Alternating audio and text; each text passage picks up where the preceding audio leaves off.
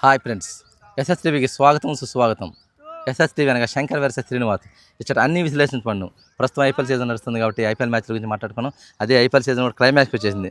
క్లైమాక్స్కి వచ్చిందంటే దాదాపుగా 59 మ్యాచ్లు, 75 మ్యాచ్లు, 59 మ్యాచ్లు అంటే ఇంకా దాదాపు 15 మ్యాచ్ల్లోకి వచ్చేసింది. ఈ 15 మ్యాచ్ల్లో కూడా చాలా టఫ్ సిచ్యువేషన్ అనుకుంటున్నారేమో. లేదు, 2 జట్లు ఆల్రెడీ కన్ఫర్మ్ అయినాయి. ఇంకో 2 ప్లేసుల కోసమే తన్నుకుంటున్నాయి మిగతా ఉన్న 4 జట్లు. ఎందుకంటే 3 జట్లు రిటర్న్ ఇంటికి మామూలుగా అసాంటి ఇక్కడికి 3 జట్లు కన్ఫర్మ్ అయిపోయినాయి. ఇంకా 2 జట్లే ఉన్నా టాప్ 2 పొజిషన్కే ఉండిపోయినాయి. ఇంకా ఉన్నది 2 ప్లేసులు. ఆ 2 ప్లేసుల కోసం పంజాబ్, ముంబై, డీసీ మధ్య గట్టి పోటీ ఉంది. ఇక కేకేఆర్, ఎల్ఎస్జీ ఏమన్నా వాళ్ళు కూడా అసాంటి ఇక్కడికి రెడీ అయిపోతున్నారు. కాబట్టి ఈ సందర్భంలో ఈరోజు మన మ్యాచ్ గురించి మాట్లాడుకుందాం. మన బాలశంకర్ గారిని ఆహ్వానించుకుంటున్నాం మనం. నమస్కారం బాలశంకర్. చూసారా, శంకర్ గాడు పోయి గారు వచ్చింది. మరేం చేస్తా ఉంటది. మరేం చేస్తా, గెలుపుల్లో అత్యధిక గెలుపుల్లో వీళ్ళు ఉన్నారు. మనం ఏదో పిల్లిపిత్రిగా 11, 12 గెలిచాం. వీళ్ళు ఆప్షన్ దగ్గరలో ఉన్నారు. ఎస్, వాస్తవం. ఎందుకంటే ఎట్టి పరిస్థితుల్లో గెలవాల్సింది మనమే. ఎందుకంటే గురుగారు శిష్యుని గెలిపించుకుంటారండి. అలా గెలవకపోతే శిష్యు గురువు. ఓకే బాలశంకర్, ఈ రోజు match Lucknow super Giants and royal challenge Bengaluru మధ్య మ్యాచ్ లక్నోలో జరగబోతుంది. లక్నో సూపర్ జైంట్స్ నేను సరే చెప్పు. Lucknow super Giants and royal Challengers Bengaluru, ఈ 2 జట్ల మధ్య బెంగళూరులో కాదు మ్యాచ్, అర్థమైంది, లక్నోలో జరుగుతుంది. ఎందుకంటే ఆ రోజు రాహుల్ గీసాడు. రాహుల్ కాదు, అది ఢిల్లీ కదా. ఇది లక్నో అంటే ఇది వేరులే, దీని లెక్క వేరు. చెప్పండి సార్. రాయల్ ఛాలెంజర్స్ బెంగళూరు వచ్చేసి 11 మ్యాచ్ల్లో 8 మ్యాచ్లు గెలిచి 16 పాయింట్తో టాప్ 2 పొజిషన్లో ఉంది. హాయిగా వీళ్ళకి అసలు సమస్య లేదు. నేను టాప్ పొజిషన్ ఎందుకంటున్నారంటే వద్దులేండి, ముందే చెప్పామనుకోండి సర్ప్రైజ్ పోయింది. తర్వాత లక్నో ఏమన్నా 12 మ్యాచ్లు ఆడింది, 11 మ్యాచ్లు ఆడింది, 5 గెలుపులు 6 ఓటములతో 10వ స్థానంలో ఉండి 10 పాయింట్తో 7వ స్థానంలో ఉంది. కాబట్టి ఇప్పుడు ఈ 2 జట్ల మధ్య పిల్లికి ఏదో పిల్లితో సలగాటం, ఎలుకకు ప్రాణ సంకటం అంట. ఇప్పుడు అదే పొజిషన్లో ఉంది. ఎవరు పిల్లి ఎవరు ఎలుకని మీరు అర్థం చేసుకోండి. ఇంకా అది అంత గుచ్చి చెప్పడం మంచిది కాదు. అది అట్టా ఉంటుంది మ్యాచ్.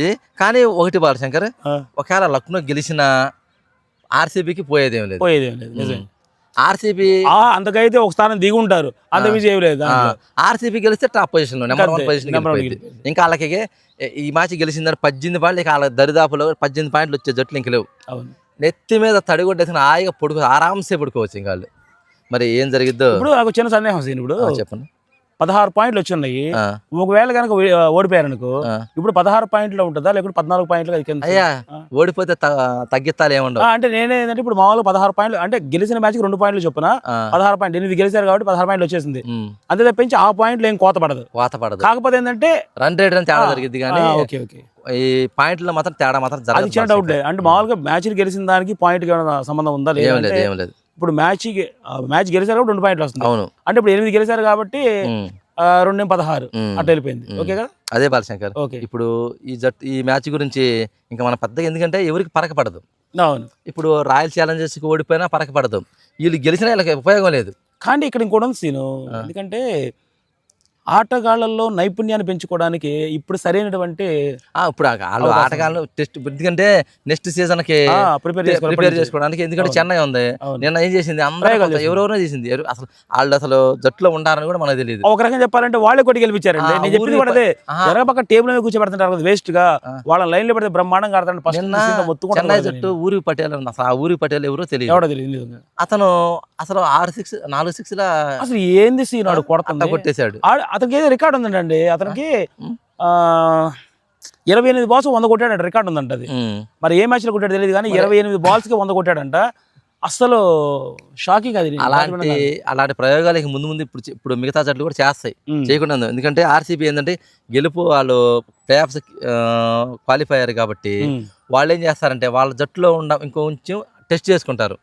అంటే బెంచ్ స్ట్రెంత్ ఇంకా పెంచుకుంటారు. ఇప్పుడు ఆడని ఆటగాడికి అవకాశం ఇచ్చారనుకో, అతను ఫామ్లో ఉన్నాడనుకో, రేపు ఇంపార్టెంట్ మ్యాచ్లో ఇప్పుడు ఎవరైనా గాయపడ్డారనుకో అతను ఉపయోగపడతాడు. ఈ లక్నో వాళ్ళు ఏంది నెక్స్ట్ సీజన్కి మంచి జట్టును తయారు చేసుకోవాలని ఉండవాళ్ళని ప్రయోగాలు చేసిద్ది. అంతకు మించి జరిగింది ఈ మ్యాచ్ వల్ల. వాళ్ళకి ఒరిగేదేం లేదు, మన కానీ చూసేవాళ్ళు ఏంటంటే ఆటగాళ్ళకి మాత్రం నిజంగా చూసే ప్రేక్షకులకు మాత్రం ఒక అద్భుతమైన ఆట మ్యాచ్. ఎందుకంటే లక్నో వాళ్ళైనా తక్కువ వాళ్ళేం కాదు, వాళ్ళు కూడా మా ఉండిద్ది శంకర్, ఎందుకు ఉండిద్ది? ఎందుకంటే ఇప్పుడు రాత్రి చెన్నై వాళ్ళు కొత్తోడికి అవకాశం ఇచ్చేసరికి అతను ఆడి మనల్ని ఎంటర్టైన్మెంట్ చేశాడే లేదా. అట్టాగే వీళ్ళు కూడా కొత్త వాళ్ళకి వాళ్ళ టీంలో ఉన్న వాళ్ళకి ఏమైనా అవకాశం ఇస్తే అతను అద్భుతంగా ఆడి మనల్ని ఎంటర్టైన్మెంట్ చేస్తారు. మనం కూడా అలా ఎంటర్టైన్మెంట్ అవుతాము, అలాగే ఎంటర్టైన్మెంట్ అవుతాము. వాళ్ళు 6లు 4లు కొట్టినా ఎంటర్టైన్మెంట్ అవుతాం, వికెట్లు తీసినా ఎంటర్టైన్మెంట్. ఎందుకంటే క్రికెట్ అనేది ఓన్లీ బ్యాట్స్మెన్ ఆట కాదు, బౌలర్స్ ఉంటేనే బ్యాట్స్మెన్స్ అనేది. నిన్న మ్యాచ్ చెన్నై మ్యాచ్ కి 4 వికెట్లు నూర్ అహ్మద్, అవును, అతనికి మ్యాన్ ఆఫ్ ది మ్యాచ్ ఇచ్చారు. గుర్తిస్తున్నారు అప్పుడప్పుడు. అలా రాణించాలని, బౌలర్లు కూడా రాణించాలని మనం మరీ కోరుకున్నాం. అలాగే మీరు వికెట్ తీసినా 6 కొట్టినా 4 కొట్టినా ఎంటర్టైన్మెంట్ అవ్వండి, ఎంటర్టైన్మెంట్గానే ఫీల్ అవ్వండి. క్రికెట్ అనేది బెట్టింగ్ జోలికి, ఆన్లైన్ బెట్టింగ్ జోలికి దయచేసి వెళ్ళొద్దు, మీ ఫ్యామిలీని నాశనం చేసుకోవద్దు. ఈ ఒక్క మాటని మా ఛానల్ యొక్క పర్పస్ అదే, బెట్టింగ్ జోలికి వెళ్ళకూడదని. బాలశంకర్ ఒక టాస్ వేస్తే మీరు ఇది పట్టుకోండి మైక్ ఒకసారి. మైక్ కమాన్ మైక్, మీరు తెలిపేస్తారని తెలిపేస్తారు, నేనేస్తాను. నాకు ఇవ్వా, ఎందుకంటే మీరు గెలిస్తే నేను ఇప్పుడు తీసుకుంటానికి అవకాశం ఉంటుంది. హాలీలాండ్. ఎస్ బాలశంకరే గెలిచాడు, బాలశంకరే గెలిచాడు అధ్యక్ష. అసలు అనవసరం ఇది ఎత్తి పెట్టారా కాయిన్ కాకుండా. ఓకే కానీ హాలీలాండ్ అంటే మైక్ పేరు హాలీలాండ్ అండి, అందుకని ఆయన టాస్ తీసుకురావడం మర్చిపోయి ఇది పెట్టాం 2 సార్లు. అయ్యా రేపు నుంచి ఇట్లా కాదయ్యా, నేను టాస్ తెచ్చుకుంటాను అయ్యా, నువ్వు దాని మీద పెడతావు అయ్యా, లేకపోతే నాకు బొక్క పడుతుంది అయ్యా. ఓకే ఇప్పుడు చెప్పండి, Lucknow super Giants and royal Challengers Bengaluru. ఎందుకంటే ఈ 2 జట్లు కూడా బాలశంకర్ని గెలిపించిన జట్లే, అది అన్నమాట. కానీ సరే సరే పని చేస్తా, ఓకే ఈ 2 పట్టుకో. నాకెందుకు ఇది నువ్వు పట్టుకున్నావు నేను ఓరకండి, నాకొద్దు. కాదు కాదు మీరు అట్లాగా సీను, ఇప్పుడు టాస్ ఒక లెక్క, ఇది ఒక లెక్క, అందుకే 2 పట్టుకోని చెబుతున్నా. ఓకే మా those is Bengaluru. Okay Balashankar, all the best. Bengaluru, ఎందుకంటే బెంగళూరుకి గెలిచినా ఓడిపోయినా ఏం లేదు, కరెక్ట్ అందుకు తీసుకున్నారు అనుకుంటున్నాను. ఓకే కరెక్ట్, బెంచ్ స్ట్రెంత్ అని కానీ లేదు, ఎందుకంటే బెంగళూరుకే గెలిచే స్కోప్ ఎక్కువ ఉంది.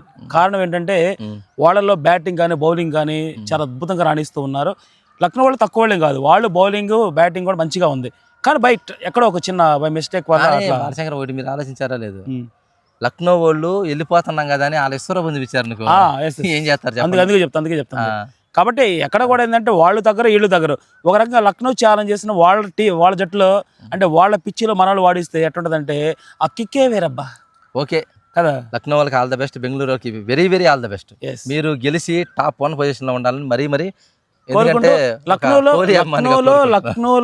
వాళ్ళని ఓడించి వాళ్ళకి ఆ సంతకాలు పెట్టేవాడికి అదే సంతకం వాడు చేసిన అదే అండి.